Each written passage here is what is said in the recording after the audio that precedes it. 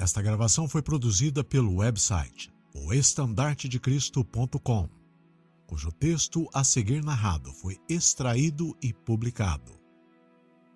A Confissão de Fé Batista de 1689 e um Catecismo Puritano compilado por Charles Haddon Spurgeon.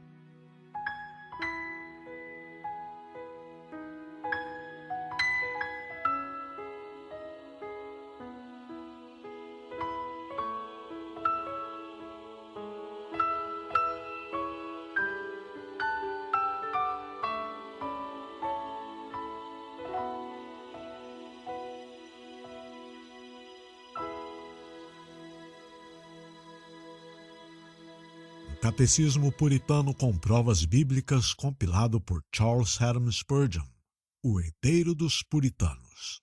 Estou convencido de que o uso de um bom catecismo em todas as nossas famílias será uma grande proteção contra os erros crescentes dos tempos. E, portanto, eu compilei este pequeno manual a partir da Confissão de Fé da Assembleia de Westminster e do Catecismo Batista, para o uso de minha própria igreja e congregação.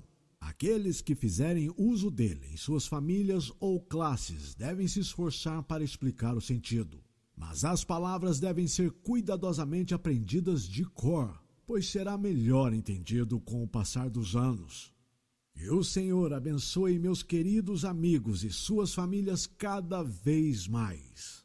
Esta é a oração de seu pastor amoroso. Charles Haddon Spurgeon. Procura apresentar-te a Deus aprovado, como obreiro que não tem de que se envergonhar, que maneja bem a palavra da verdade.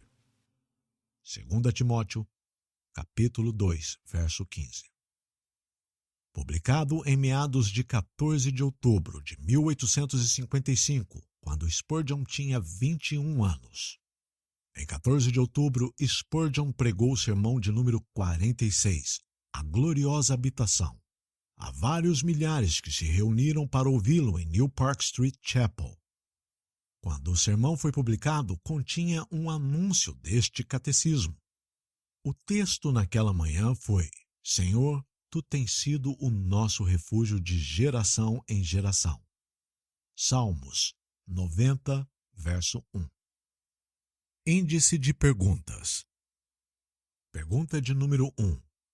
Qual é o fim principal do homem? Pergunta de número 2. Que regra Deus nos deu para nos direcionar a como podemos glorificá-lo? Pergunta de número 3. O que as Escrituras ensinam principalmente?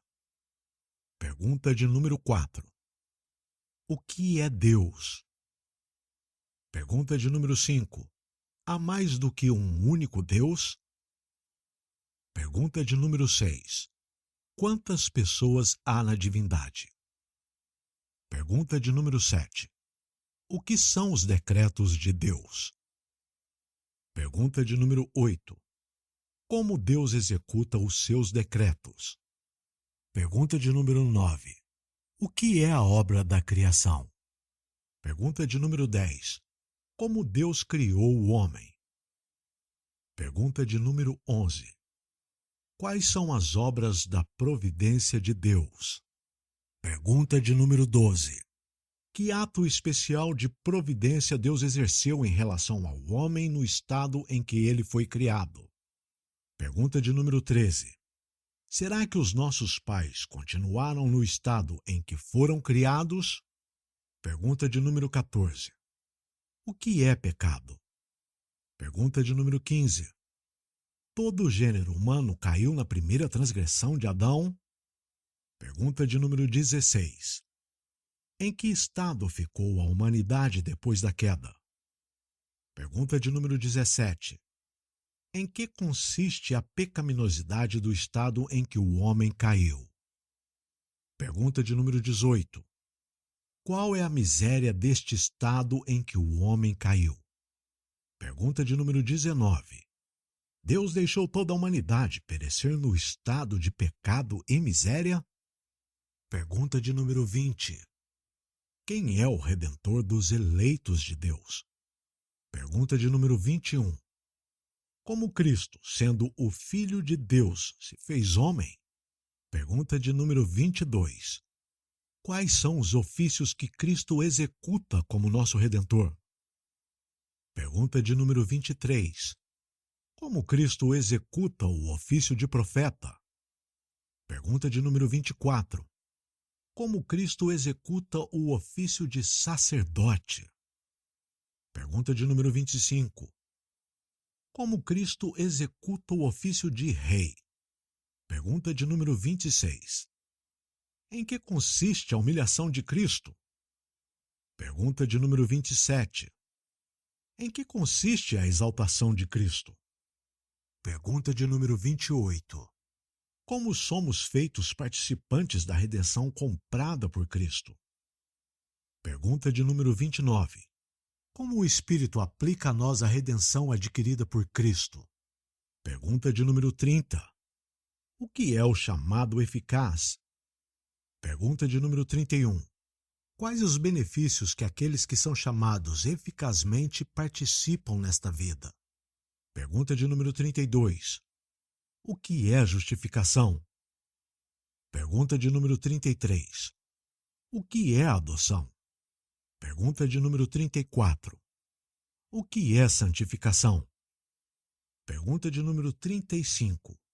Quais são os benefícios que nesta vida acompanham ou seguem a justificação, a adoção e a santificação? Pergunta de número 36. Que benefícios os crentes recebem de Cristo quando morrem? Pergunta de número 37. Que benefícios os crentes recebem de Cristo na ressurreição? Pergunta de número 38. O que será feito com o ímpio após sua morte? Pergunta de número 39. O que acontecerá com os ímpios no dia do julgamento? Pergunta de número 40. O que Deus revelou ao homem para que fosse a regra de sua obediência a ele? Pergunta de número 41. Qual é a soma dos 10 mandamentos? Pergunta de número 42. Qual é o primeiro mandamento? Pergunta de número 43. O que é requerido no primeiro mandamento? Pergunta de número 44. Qual é o segundo mandamento? Pergunta de número 45. O que é requerido no segundo mandamento? Pergunta de número 46. O que é proibido no segundo mandamento? Pergunta de número 47. Qual é o terceiro mandamento? Pergunta de número 48.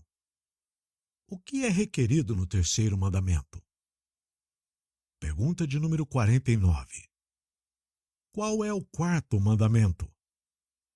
Pergunta de número 50. O que é requerido no quarto mandamento? Pergunta de número 51. Como o sábado deve ser santificado? Pergunta de número 52. Qual é o quinto mandamento? Pergunta de número 53. O que é requerido no quinto mandamento? Pergunta de número 54. Qual é a razão anexada ao quinto mandamento? Pergunta de número 55. Qual é o sexto mandamento? Pergunta de número 56. O que é proibido no sexto mandamento? Pergunta de número 57. Qual é o sétimo mandamento? Pergunta de número 58. O que é proibido no sétimo mandamento? Pergunta de número 59. Qual é o oitavo mandamento? Pergunta de número 60. O que é proibido no oitavo mandamento? Pergunta de número 61. Qual é o nono mandamento? Pergunta de número 62. O que é requerido no nono mandamento? Pergunta de número 63. Qual é o 10º mandamento? Pergunta de número 64. O que é proibido no 10º mandamento? Pergunta de número 65. Alguém é capaz de guardar perfeitamente os mandamentos de Deus? Pergunta de número 66. Todas as transgressões da lei são igualmente hediondas? Pergunta de número 67. O que todo pecado merece? Pergunta de número 68. Como podemos escapar da ira e da maldição que é devida a nós por causa do pecado? Pergunta de número 69. O que é a fé em Jesus Cristo? Pergunta de número 70. O que é o arrependimento para a vida? Pergunta de número 71. Quais são os meios externos pelos quais o Espírito Santo nos comunica os benefícios da redenção? Pergunta de número 72. Como a palavra é feita eficaz para a salvação? Pergunta de número 73. Como a palavra deve ser lida e ouvida para que se torne eficaz para a salvação? Pergunta de número 74. Como o batismo e a ceia do Senhor se tornam úteis espiritualmente? Pergunta de número 75. O que é o batismo? Pergunta de número 76. A quem o batismo deve ser administrado? Pergunta de número 77. Os filhos dos que professam ser crentes devem ser batizados? Pergunta de número 78. Qual é o modo correto de administrar o batismo? Pergunta de número 79. Qual é o dever dos que são corretamente batizados? Pergunta de número 80. O que é a ceia do Senhor? Pergunta de número 81. O que é necessário para a digna recepção da ceia do Senhor? Pergunta de número 82. O que se entende pelas palavras "até que ele venha", que são usadas pelo apóstolo Paulo em referência à ceia do Senhor? Perguntas e respostas. Pergunta de número 1. Qual é o fim principal do homem? Resposta. O fim principal do homem é glorificar a Deus e deleitar-se nele para sempre. Pergunta número 2. Que regra Deus nos deu para nos direcionar a como podemos glorificá-lo? Resposta. A palavra de Deus, que está contida nas Escrituras do Antigo e do Novo Testamentos, é a única regra para nos direcionar à maneira correta pela qual podemos glorificar a Deus e fruir dele. Pergunta de número 3. O que as Escrituras ensinam principalmente? Resposta. As Escrituras ensinam principalmente o que o homem deve crer acerca de Deus e quais os deveres que Deus requer do homem. Pergunta de número 4. O que é Deus? Resposta. Deus é espírito, infinito, eterno e imutável em seu ser. Sabedoria, poder, santidade, justiça, bondade e verdade. Pergunta de número 5. Há mais do que um único Deus? Resposta. Há somente um único Deus, o Deus vivo e verdadeiro. Pergunta de número 6. Quantas pessoas há na divindade? Resposta. Há 3 pessoas na divindade: o Pai, o Filho e o Espírito Santo. E estes 3 são um só Deus, o mesmo em essência, iguais em poder e glória. Pergunta de número 7. O que são os decretos de Deus? Resposta. Os decretos de Deus são o seu eterno propósito, conforme o conselho da sua vontade, segundo os quais, para a sua própria glória, ele pré-ordenou tudo o que acontece. Pergunta de número 8. Como Deus executa os seus decretos? Resposta. Deus executa os seus decretos nas obras da criação e da providência. Pergunta de número 9. O que é a obra da criação? Resposta. A obra da criação consiste em todas as coisas que Deus fez do nada, pela palavra do seu poder, em 6 dias consecutivos e normais, e tudo muito bom. Pergunta de número 10. Como Deus criou o homem?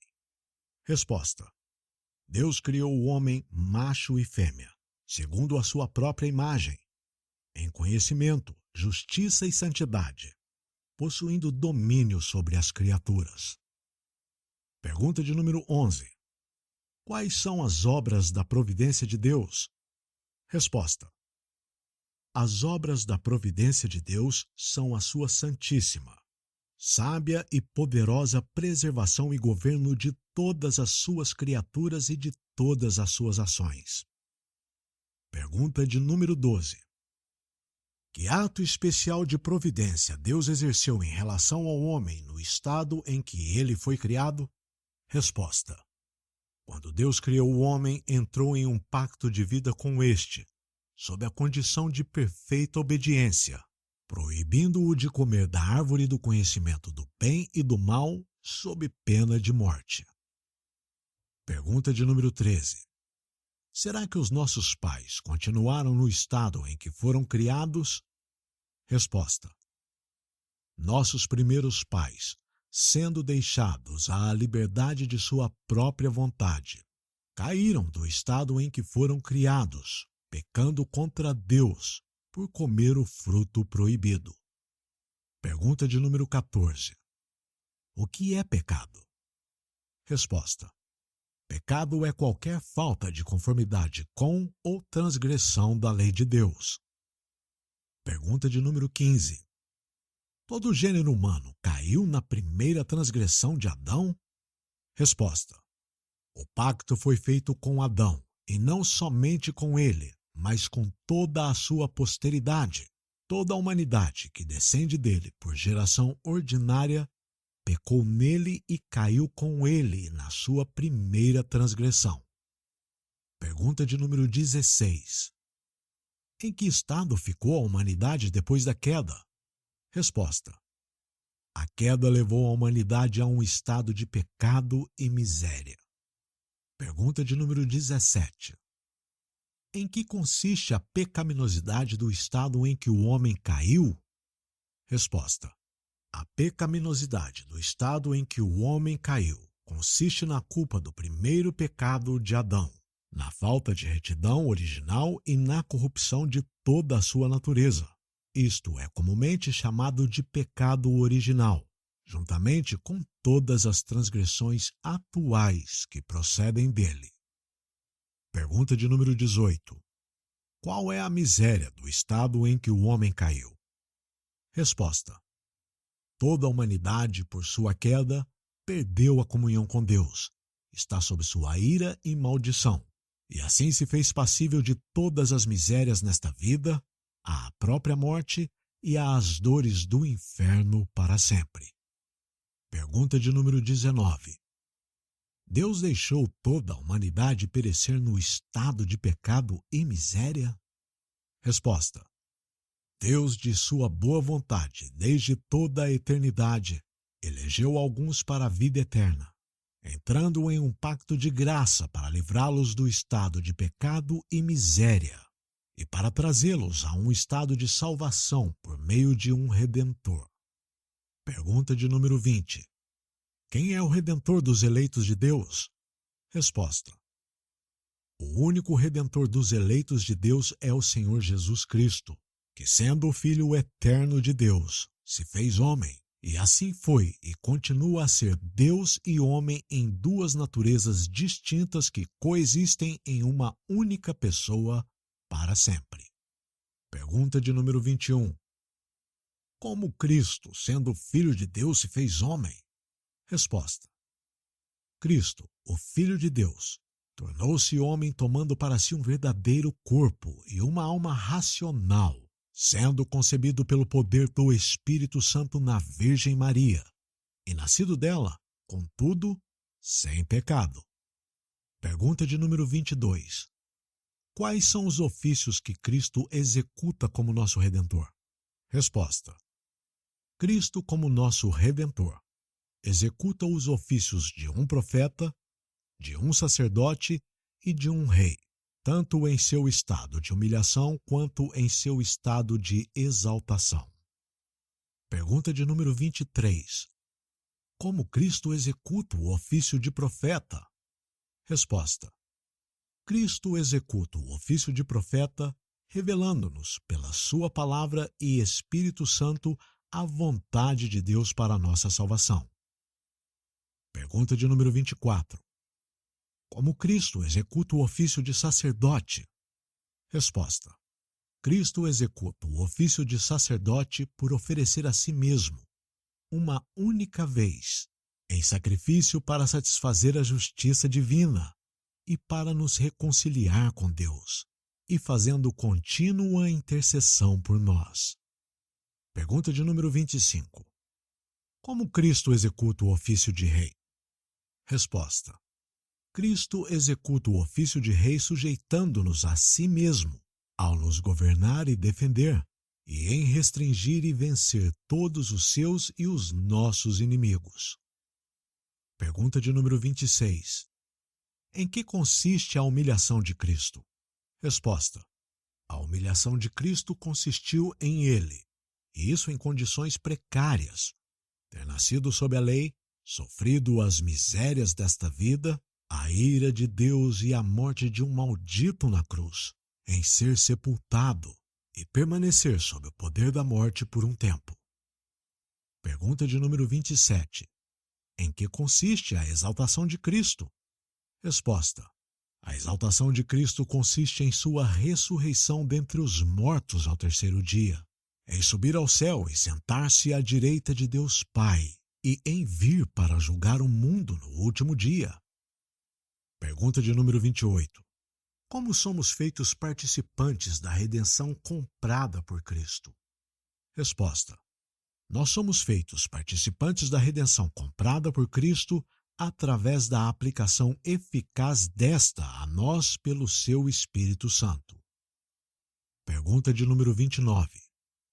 Como o Espírito Santo aplica a nós a redenção adquirida por Cristo? Resposta. O Espírito aplica a nós a redenção adquirida por Cristo pela fé que é operada em nós, e por esta nos une a Cristo em nosso chamado eficaz. Pergunta de número 30. O que é o chamado eficaz? Resposta. O chamado eficaz é a obra do Espírito de Deus segundo a qual ele nos convence de nosso pecado e miséria, ilumina nossas mentes para o conhecimento de Cristo e renova as nossas vontades, e nos persuade e nos capacita a nos apegarmos a Jesus Cristo, que é oferecido gratuitamente a nós no Evangelho. Pergunta de número 31. Quais os benefícios que aqueles que são chamados eficazmente participam nesta vida? Resposta. Aqueles que são chamados eficazmente nesta vida participam dos benefícios da justificação, adoção, santificação e dos vários benefícios que nesta vida o acompanham ou resultam do chamado eficaz. Pergunta de número 32. O que é justificação? Resposta. A justificação é um ato da livre graça de Deus, onde Ele perdoa todos os nossos pecados e nos aceita como justos diante de seus olhos, somente pela justiça de Cristo imputada a nós e recebida somente pela fé.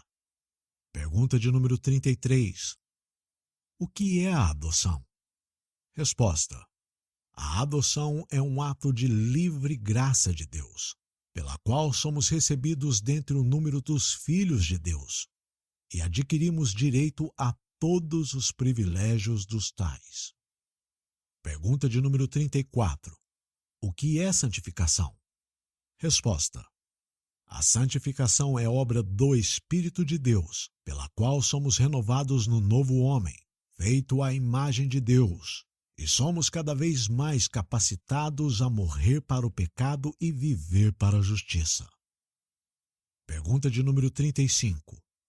Quais são os benefícios que nesta vida acompanham ou seguem a justificação, a adoção e a santificação? Resposta. As bênçãos que nesta vida acompanham a justificação são a segurança do amor de Deus, paz de consciência, a alegria no Espírito Santo, o crescimento na graça e a perseverança nesta até o fim. Pergunta de número 36. Que benefícios os crentes recebem de Cristo quando morrem? Resposta: as almas dos crentes, quando morrem, são aperfeiçoadas em santidade e passam imediatamente para a glória. E seus corpos, estando ainda unidos a Cristo, descansam em seus túmulos até a ressurreição. Pergunta de número 37.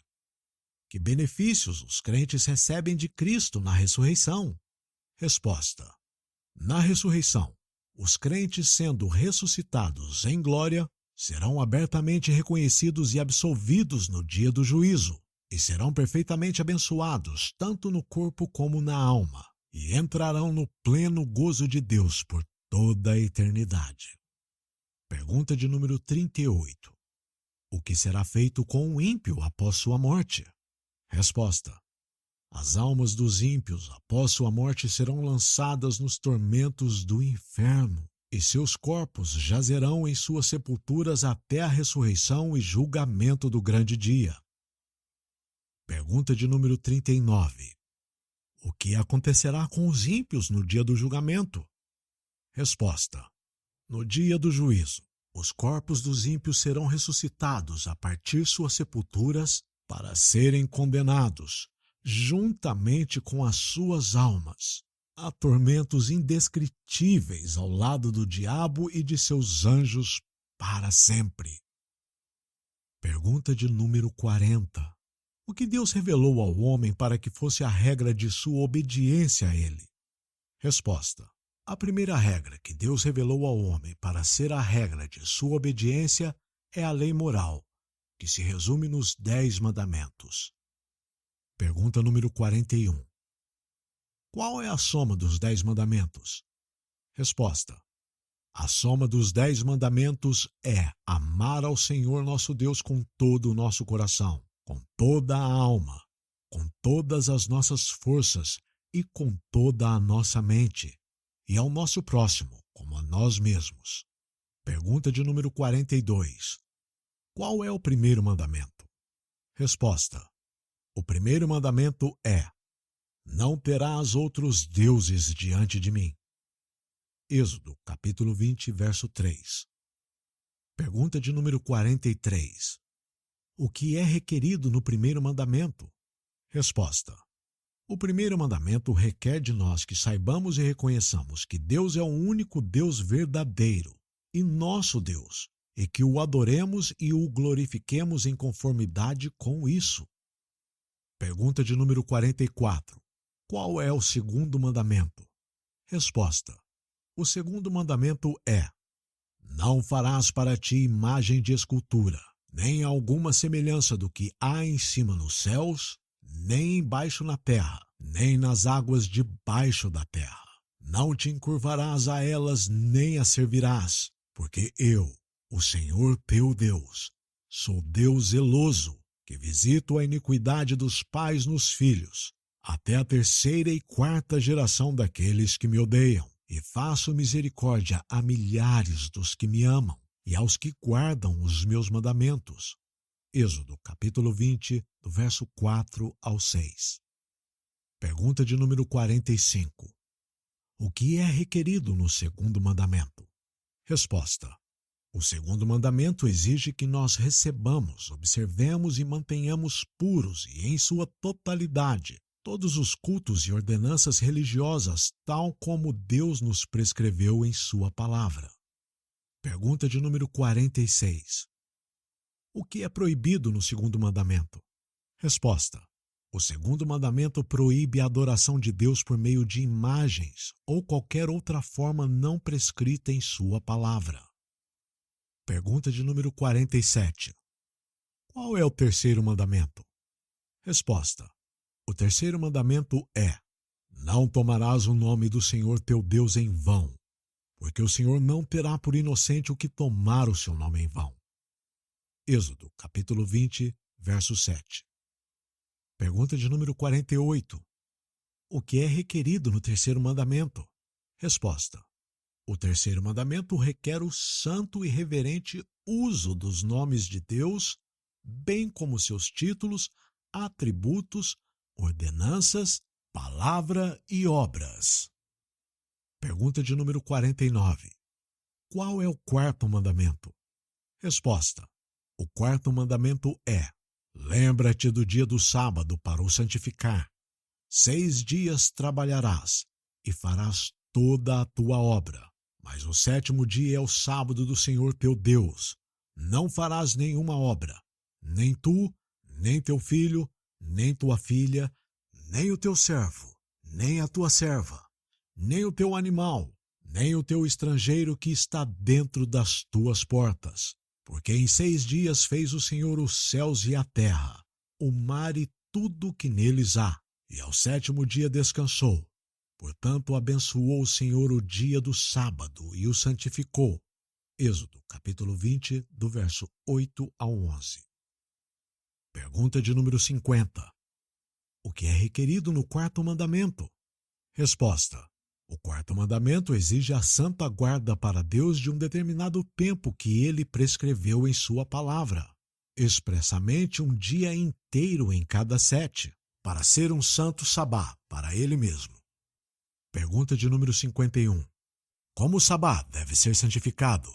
Resposta: o sabá deve ser santificado por um santo repouso por todo aquele dia, mesmo daquelas atividades seculares e recreações que são lícitas em outros dias.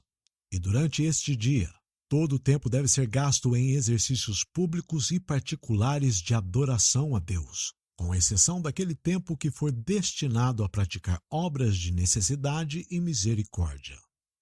Pergunta de número 52. Qual é o quinto mandamento?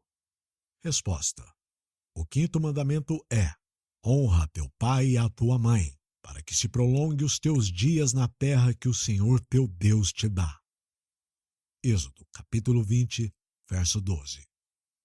Pergunta de número 53. O que é requerido no quinto mandamento? Resposta: o quinto mandamento requer a preservação da honra e exercício dos deveres que pertencem a cada um em suas várias posições e relacionamentos como superiores, inferiores ou iguais. Pergunta de número 54. Qual é a razão anexada ao quinto mandamento? Resposta: a razão anexa ao quinto mandamento é uma promessa de longa vida e prosperidade, na medida em que servirá para a glória de Deus e para seu próprio bem, a todos aqueles que guardam este mandamento. Pergunta de número 55. Qual é o sexto mandamento? Resposta: o sexto mandamento é: não matarás. Êxodo, capítulo 20, verso 13. Pergunta de número 56. O que é proibido no sexto mandamento? Resposta: o sexto mandamento proíbe o tirar a nossa própria vida ou a vida do nosso próximo injustamente, ou algo que possa tender a isso. Pergunta de número 57. Qual é o sétimo mandamento? Resposta: o sétimo mandamento é: não adulterarás. Êxodo, capítulo 20, verso 14. Pergunta de número 58. O que é proibido no sétimo mandamento? Resposta: o sétimo mandamento proíbe todos os pensamentos, palavras e ações impuros. Pergunta de número 59. Qual é o oitavo mandamento? Resposta: o oitavo mandamento é: não furtarás.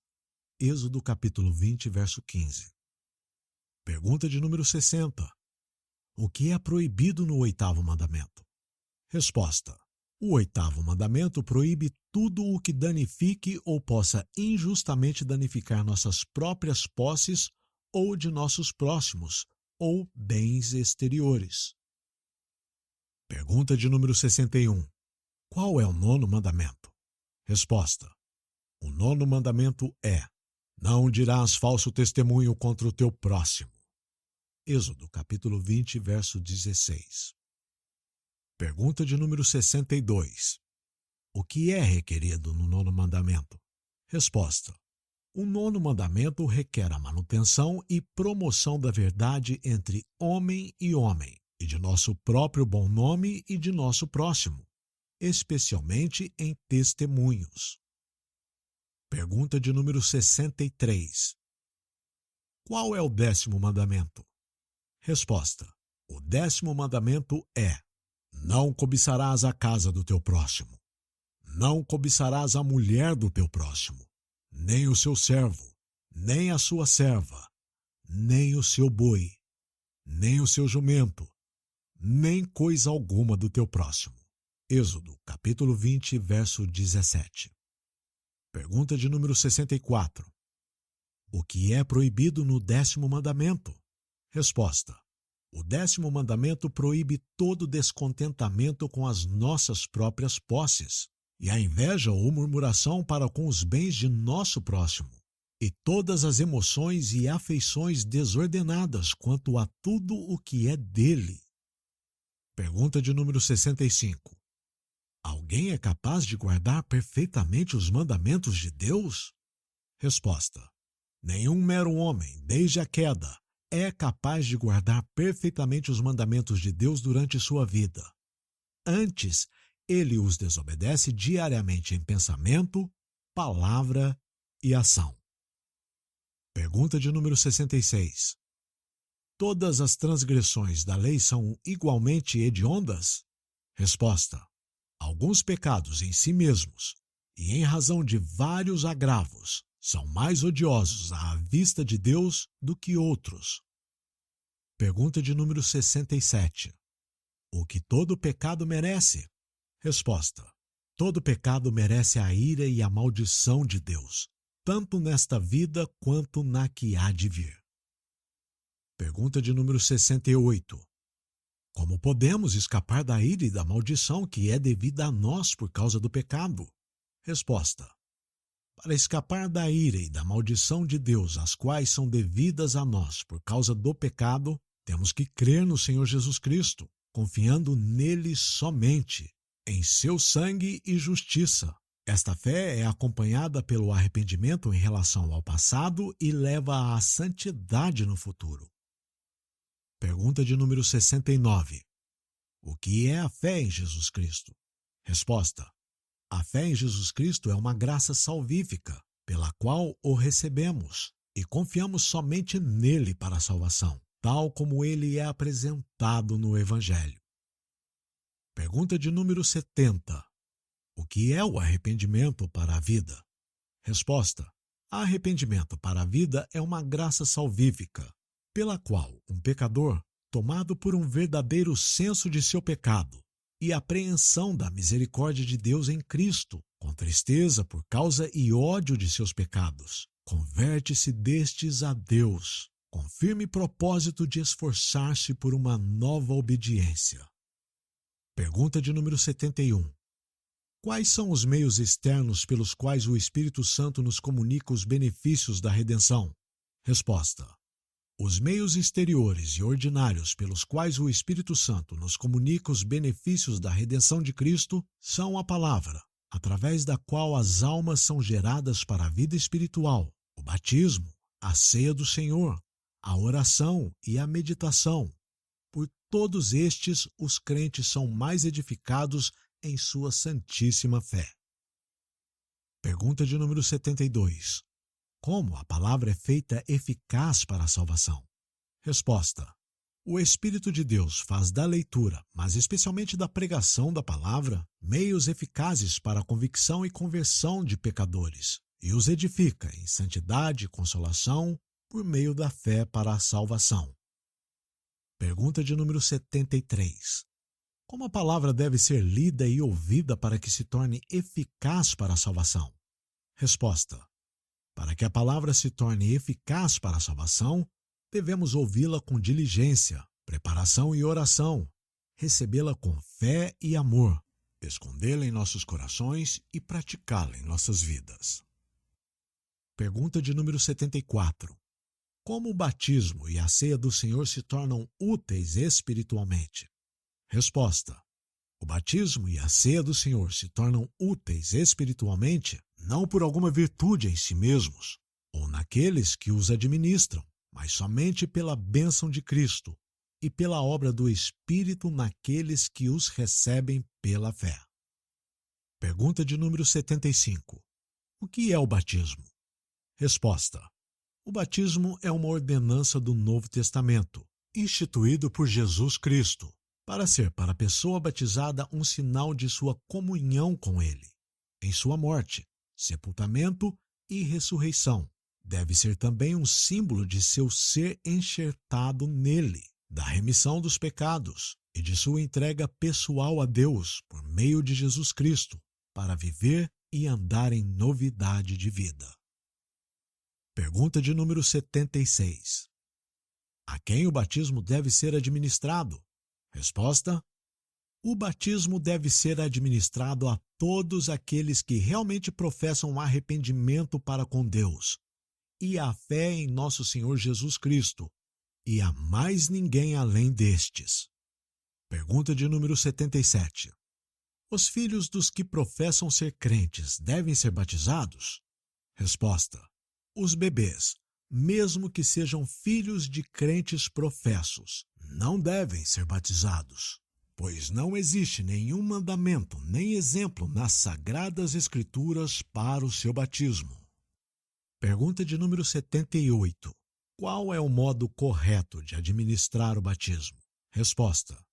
O batismo é devidamente administrado por imersão, ou mergulhando todo o corpo da pessoa na água, em nome do Pai, e do Filho e do Espírito Santo, de acordo com a instituição de Cristo e a prática dos apóstolos, e não por aspersão ou derramamento de água ou mergulhando somente alguma parte do corpo, segundo a tradição dos homens. Pergunta de número 79. Qual é o dever dos que são corretamente batizados? Resposta. É dever dos que são corretamente batizados entregarem-se a alguma particular e ordenada Igreja de Jesus Cristo, de modo que andem em todos os mandamentos e preceitos do Senhor sem ter do que se envergonhar. Pergunta de número 80. O que é a ceia do Senhor? Resposta. A ceia do Senhor é uma ordenança do Novo Testamento instituída por Jesus Cristo, pelo que? Pelo dar e receber pão e vinho, de acordo com a sua designação. Sua morte é anunciada, e os receptores dignos são, não por uma forma corporal ou carnal, mas pela fé, feitos participantes de seu corpo e sangue, com todos os seus benefícios para a sua nutrição espiritual e crescimento na graça. Pergunta de número 81. O que é necessário para a digna recepção da ceia do Senhor? Resposta. É exigido daqueles que desejam participar dignamente da ceia do Senhor que examinem-se a si mesmos quanto ao seu conhecimento para discernirem o corpo do Senhor, quanto à sua fé para alimentarem-se dele, quanto ao seu arrependimento, amor e nova obediência, pois aquele que vem indignamente à mesa do Senhor come e bebe juízo para si mesmo. Pergunta de número 82. O que se entende pelas palavras até que ele venha, que são usadas pelo apóstolo Paulo em referência à ceia do Senhor? Resposta. Estas palavras nos ensinam claramente que nosso Senhor Jesus Cristo virá uma segunda vez, e esta é a alegria e esperança de todos os crentes. Você ouviu um catecismo puritano com provas bíblicas compilado por Charles Haddon Spurgeon, o herdeiro dos puritanos, traduzido e publicado em português com a permissão do site reformedreader.org, sob a licença Creative Commons Attribution Non-Commercial No Derivatives 4.0 International Public License. Tradução e revisão por William Teixeira e Camila Almeida. Quinta edição, setembro de 2015. Uma produção do website oestandartedecristo.com.